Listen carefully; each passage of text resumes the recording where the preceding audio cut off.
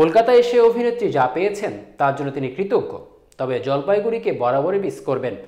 ঠিক যেমন এই শহরে চলে আসার পর পরিবারকে মিস করতেন বলে জানান ডালিউড অভিনেত্রী মিমি চক্রবর্তী। সম্প্রতি এক গণমাধ্যম সাক্ষাৎকারে ছোটবেলার স্মৃতি নিয়ে কথা বলেন তিনি। মিমি বলেন, আমার পরিবারকে খুব মিস করতাম।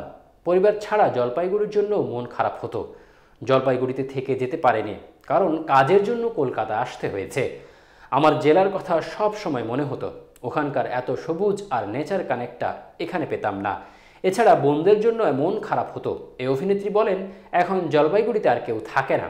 কেউ বিবাহিত, কেউ বিদেশে থাকেন, আবার কেউ কর্মসূত্রে বাইরে থাকেন। ছোটবেলায় পুজোর সময় সবাই একসঙ্গে হতাম। শনিবার রবিবার বাবা মায়ের সঙ্গে মামাদের সঙ্গে বেড়াতে যেতাম, দাদুর বাড়িতে যেতাম।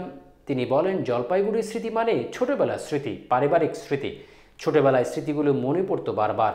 আমরা দুপুরবেলা কখনো কখনো সাইকেল নিয়ে বেরিয়ে পড়তাম। সব পারিবারিক স্মৃতিগুলোই মনের মধ্যে জড়ো হতো এই শহরে চলে আসার পর। কলকাতায় যা অ্যাচিভ করেছি, পেয়েছি, তার জন্য আমি গ্রেটফুল। তবে মনের মধ্যে আমার জেলা রয়ে গেছে। ছোটবেলার স্কুলের বাইরে থেকে কোন খাবারটা সব থেকে বেশি কিনে খেতাম, এমন প্রশ্নের উত্তরে মিমি বলেন, আমাদের স্কুলের বাইরের খাবার খাওয়া নিষেধ ছিল। খেতে পেলে ফাইন করা হতো। তবে সবাই যেমন চাট ফুচকা খায়, আমরা বন্ধুরাও খেয়েছি। অভিনেত্রী বলেন, তখন অলিগলিতে মেমো পাওয়া যেত, এখন তো আরও বেড়েছে নিশ্চয়। আর একটা জিনিস শুধু শীতেই পাওয়া যেত, ভাপা পিঠে। এই ভাপা পিঠে দেখতে একেবারে ইডলির মতো মনে হয়, চাল দিয়েই তৈরি হয়। এই খাবারের নিজস্ব কোনো টেস্ট নেই, মধু বা গুড় দিয়ে তৈরি খেতে হয়। আমরা যেমন ছোটবেলায় চা দিয়ে খেতাম।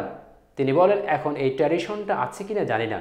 আমি বীরপাড়ার স্কুলে পড়তে যেতাম, জলপাইগুড়ি থেকে 2 ঘন্টা রাস্তা ছিল। মা এই ভাপা পিঠে তৈরি করে টিফিন বক্সে দিয়ে দিতেন। বাসে করে স্কুলে যাওয়ার সময় বন্ধুরা খেতাম। যেমন ফিলিং এই পিঠে, তেমনি হেলদি। এই পিঠের কথা এখনও মনে আছে।